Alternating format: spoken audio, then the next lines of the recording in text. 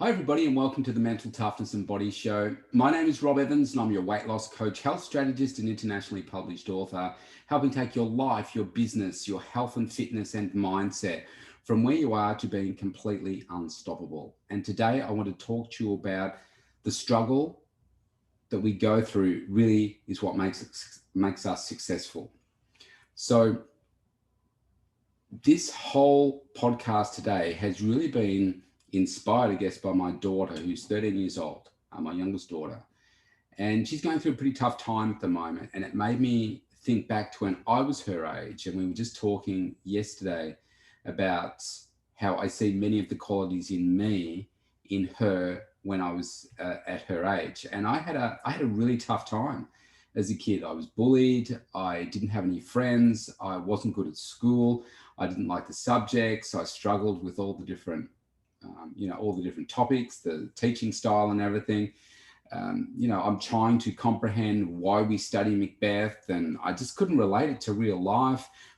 We were learning history, and I thought, where am I ever going to use this in my life? And it wasn't until many years later that I realized that learning was actually a gift. But I think the way that we teach our kids, it still hasn't changed that much from where we were when I was growing up as a kid. At least now there's things like YouTube and other forms to be able to learn. But in my day, you either learnt in classroom, you learnt from the textbook, or if you had friends that were smart, then you would talk and you would learn from them. Now, I didn't really have any friends, so that wasn't really an option for me. So I had to try and learn it from a book. And basically through rote learning, my parents weren't really much help to me. So in that regard, I really struggled. Because if you're not good at something, you tend not to enjoy it. And so life for me was really, really quite tough at that time.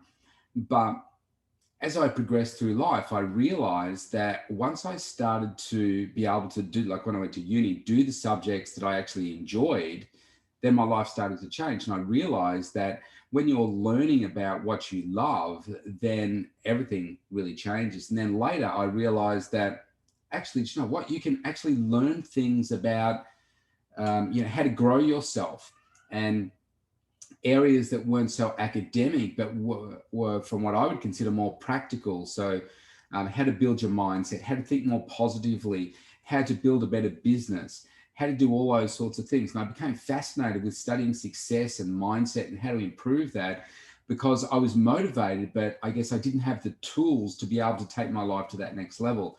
And it's only over these, oh gosh, I think the biggest growth in my life that I've had has been over the last 8 years, and probably the last 2 years since I've taken that, I suppose, quantum leap in my learning. But so I'm thinking back to my 13-year-old and what she's going through, and thinking, well, it really is the struggles that we go through that make us truly successful in life. I think about when I was bullied as a kid. Now, in those moments, it's really painful and it's humiliating, and I didn't know what to do. I didn't think we didn't talk about bullying when I was a kid. So I just kind of sucked it all up, but it was really beating me down as a person. And I had a really bad self-image. I had little to no self-confidence. I wouldn't stand up and talk in front of people because, well, I didn't have the friends. I didn't have the self-confidence. I didn't have what I thought was the knowledge to be able to do it. And I thought that people would laugh at me when I stood up and spoke. So I just didn't. I stayed quiet. And it was because of that. If I just think about that bullying for a moment, that then it lasted for a few years, and then it stopped, but then it came back again probably about 5 years later in a way that I found was quite humiliating. Somebody threatened to kill me in a classroom, and I didn't know what to do. No one stood up for me. The teacher didn't say anything. Everybody was watching what was going on, and I just felt humiliated. But that was the moment that I said, I'm never going to feel like that again. And that's what drove me to change. That's what drove me to join the gym. If I hadn't have had that incident, I wouldn't be talking to you right now, because I decided that I would change the physical me to feel, I guess, have a better self-image, have more self-confidence, and have that feeling that I was never going to feel like that again. So I was going to have the confidence to stand up for myself if I was in that situation again. So that was a massive thing for me. So I changed my body, I changed my mindset, and it was through changing my body that I realized it was really here that was the problem. It wasn't the body, it was here that was the problem. And so in changing both of those things, that dramatically changed my life. From that point on, probably the next biggest struggle was through my working career. So I studied to become a chartered accountant, and I worked for one of the big five accounting firms that back in the 1990s. It was Coopers and Lybrand, then it's PricewaterhouseCoopers now. And I was there for 4.5 years. I became a chartered accountant. I then went out into industry, worked for the largest telecommunications company in Australia. I found that every couple of years I needed a new challenge. I just wasn't enjoying it. I thought, how the heck can I do this forever? I then went over into the private sector, and fortunately I worked in a very big company, and they were quite diversified. So I was able to shift around departments and so forth over like a 13-year period. And even though I enjoyed aspects of that, I knew it wasn't really thriving me. So I guess my struggle through all that was to find where's the real me. And that's when I discovered this is what I need to do, what I'm doing now. And so again, really, really powerful. So moving out of a high-paying six-figure corporate job into running my own business was a huge step, big risk, but I knew, because I loved it so much, that I would make it work. And history tells that I had, this being my best year ever. But about 3 years into that, I came the next huge struggle. It's not that there weren't struggles in between, because there certainly were. But if I'm thinking about maybe those 4 or 5 big struggles that I had in my life, the next one came in my marriage. And unfortunately, it was about 3 years into the business when I decided that after probably a 6.5-year journey into trying to fix things, it was at the about 20-year mark of our relationship, I thought this relationship isn't going to take me to where I feel like I want to be. And that was a really tough decision, to sit down with the person that you thought you'd spend the rest of your life with. And when you've got kids involved, to dissolve that. But in doing that, one of the things that I was determined to do for myself in being the best dad and best person that I could be was, if you like, divorcing, but under the most loving terms possible for both my ex-wife and for also the children. And I think we should both be proud of what we have been able to achieve. We're still, like, it's now 8 years. My lawyer at the time said and real estate agent said, I've never known a divorce to be so amicable. We still, are quite loving towards each other and supportive, not in a romantic way, but you get what I understand, what I mean. And we're there for the kids, and we have similar values. And if there's a crisis between the kids, we come together, we solve it, and at least try to in the best way that we know how.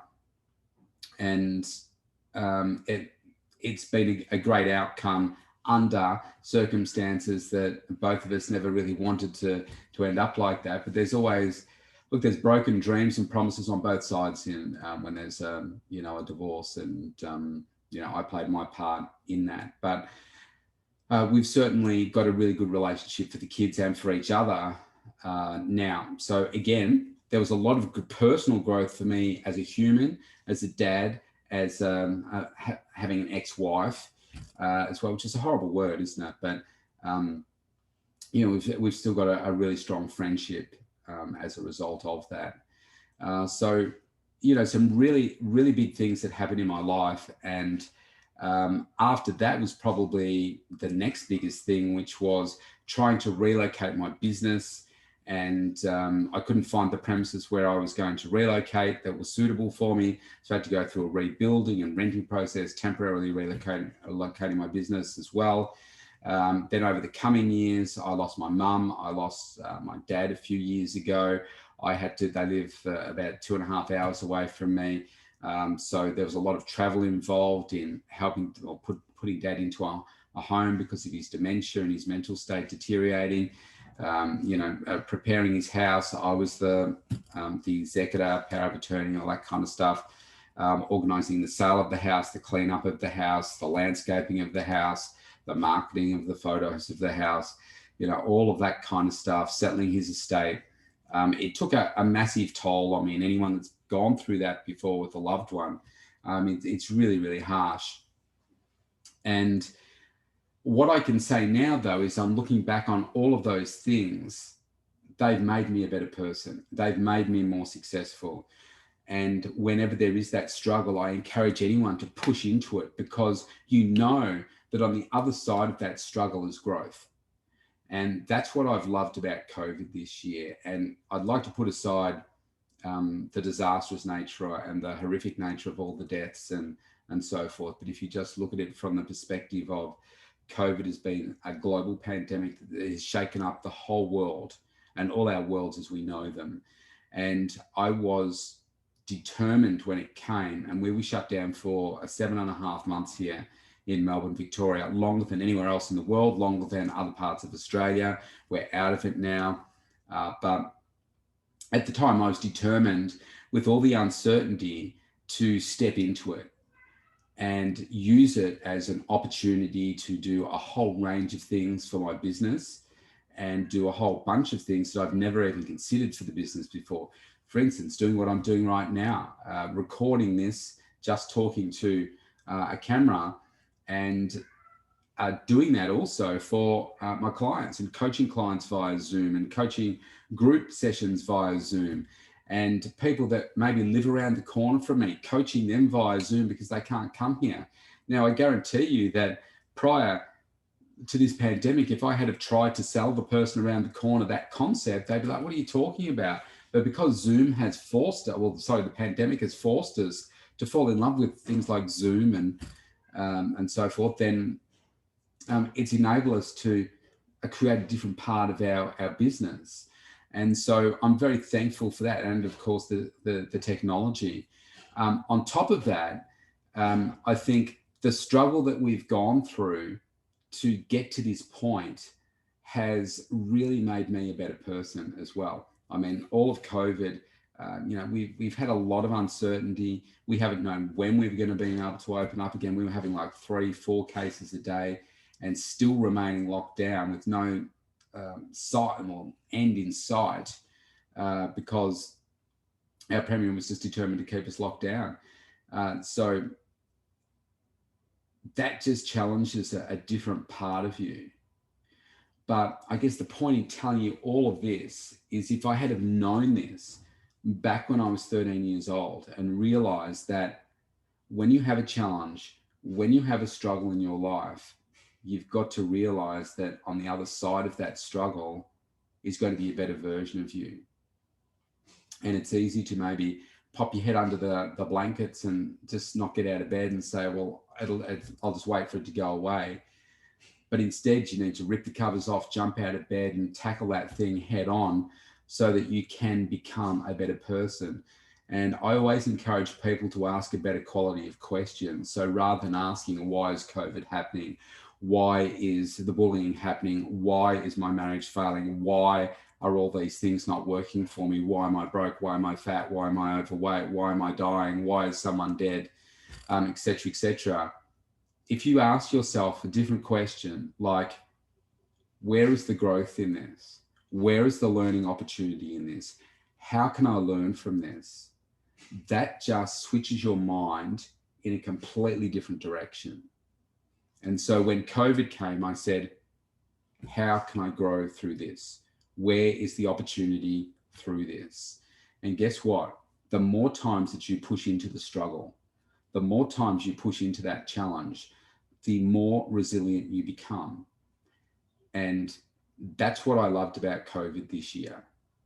It was, how many times really, hopefully we don't have any others like this, but how many times in our lifetime do we have that opportunity to live through a global pandemic? They say it's a 1 in 100 years thing. Let's hope that that's true. I think back to the world wars, and there's a generation that lived through World War I, then the Spanish flu, then World War II, then Vietnam, the global depression, all of those things, not in, I got the order wrong, but you know what I mean. What a horrible time to have to live through.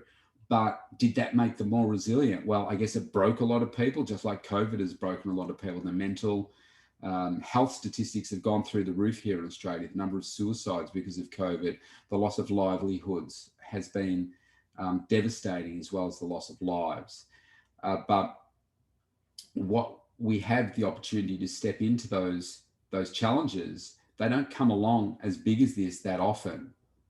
And to be honest, I didn't want my kids to see me failing. I wanted them to remember in the years to come, and to maybe to tell their kids. And now that I've recorded every day that we've had during the global pandemic, for them to be able to look back and say, wow, this is what he did during the harshest time they lived through. Now, yeah, we don't have the war and that type of senseless killing, but the harshest time that I've lived through that's impacted the whole globe. Imagine if you were able to go back and do this and listen to your great grandparents or even your grandparents that lived through that time. I would have just loved to know, what did they do? How did they cope? I mean, they had food rationing, businesses that were previously manufacturing clothes, for instance, were then turned to making uniforms. The women, their husbands were sent away overseas, and they were then working in factories making ammunition and that kind of stuff. I mean, the similarity we've got in the global pandemic is where alcohol manufacturers turn to making hand sanitizer, some clothing places turn to making the masks, some other companies pivoted to make the respirator systems and so forth. So we did have some of that going on here as well. And it just goes to show you how adaptable the human spirit is. So I'd like to leave you with this thought. Step back into that 13-year-old version of yourself. And if you were to give yourself some advice as to how you would go forward in life, I would say this to that 13-year-old person. Life is going to present us with a whole range of different challenges. And when those challenges come, and those things that feel like a struggle and like there is no way out and you don't know how to get through it, I want you to reach out, stand up and grab that struggle with both hands, both arms, wrap yourself around it and ask yourself, how can I grow through this? Where are the opportunities for me to become a better, stronger version of myself through this, so that I can just keep improving and moving to that next level? If you think about it like a flight of steps, I always like that analogy. Maybe right now, if you're in the depths of despair with that struggle or challenge, you're in the basement. What we need to do is get you to the first level. And then once you get to that first level, I want you to take that next step up, and then that next step, and that next step, and that next step, by asking yourself those questions. How can I learn from this? Where's the growth opportunity for me in this? Reading as many books as you can on the topic of how you can improve your mindset, improve your growth, improve your outlook to be more positive if you're a very negative person, like, believe it or not, I once was. And then I was determined 8 years ago to change every area of my life and improve everything dramatically.